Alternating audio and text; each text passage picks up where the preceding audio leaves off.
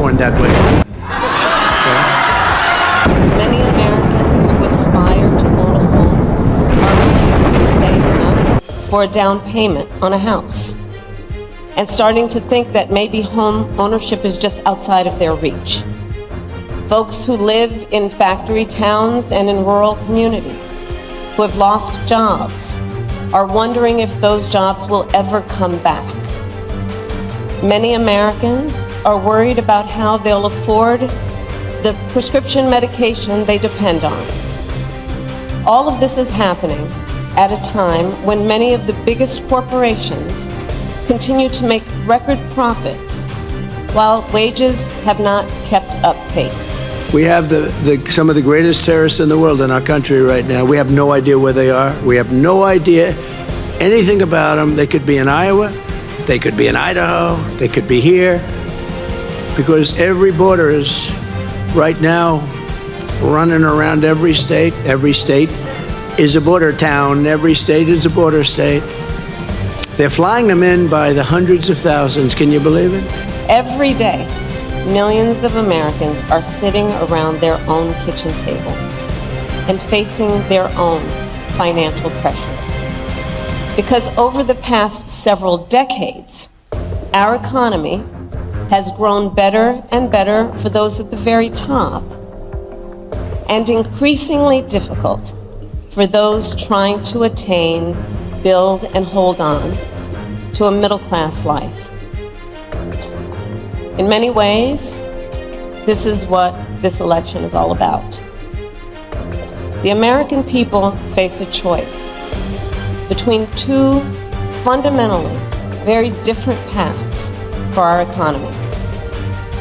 I intend to chart a new way forward and grow America's middle class. Well, look, I mean, the simplest lie is that she worked at McDonald's and she never worked at McDonald's.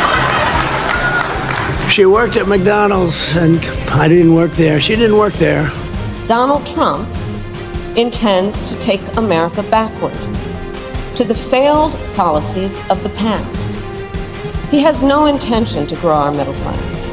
He's only interested in making life better for himself and people like himself, the wealthiest of Americans. You can see it spelled out in his economic agenda. An agenda that gives trillions of dollars in tax cuts to billionaires and the biggest corporations, while raising taxes on the middle class by almost $4,000 a year. The killers, the jailbirds, all of the worst of the people, she's taking them in. And then I have to sit there and listen to her bull last night. You see, for Donald Trump, our economy works best if it works for those who own the big skyscrapers, not those who actually build them, not those who wire them, not those who mop the floors. They don't think about nuclear missiles from different countries. And by the way, they can't handle them anyway. You'll end up in World War III. But they think about global warming, which is now called climate change, because global warming doesn't work anymore, because it's actually cooling.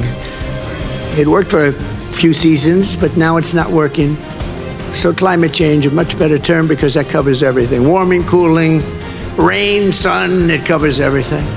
I want you to be able to save up for your child's education, to take a nice vacation from time to time.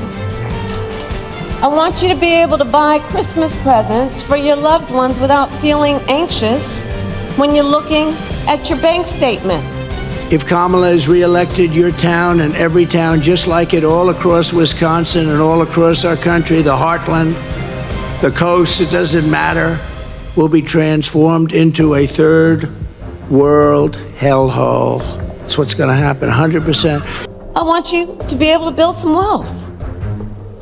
Not just for yourself, but also for your children and your grandchildren, intergenerational wealth. But we can't take it any longer. We can't take it any longer. It takes centuries to build up a unique character of the United States of America. Centuries and centuries, goes on forever. good and bad. It all comes out, and we ended up with a great country. But History has shown it, time and again. When we invest in those things that strengthen the middle class, manufacturing, housing, healthcare, education, small businesses, and our communities, we grow our economy and catalyze the entire country to succeed. and I will not let it happen to Prairie du Chien. Not gonna happen. As president, I will be grounded in my fundamental values of fairness, dignity, and opportunity.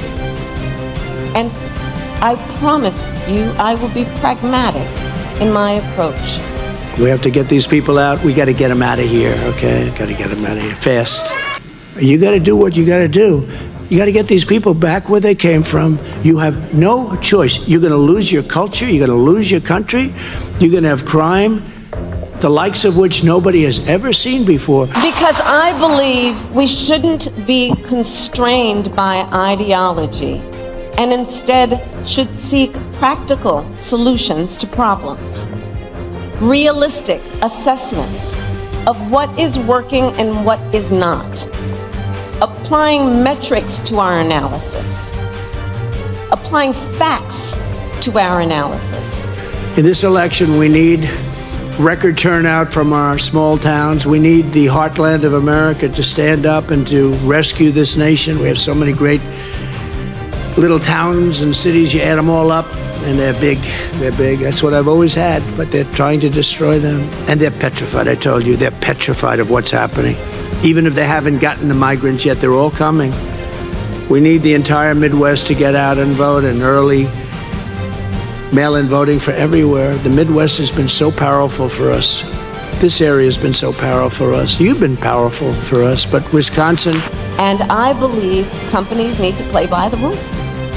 Respect the rights of workers and unions, and abide by fair competition.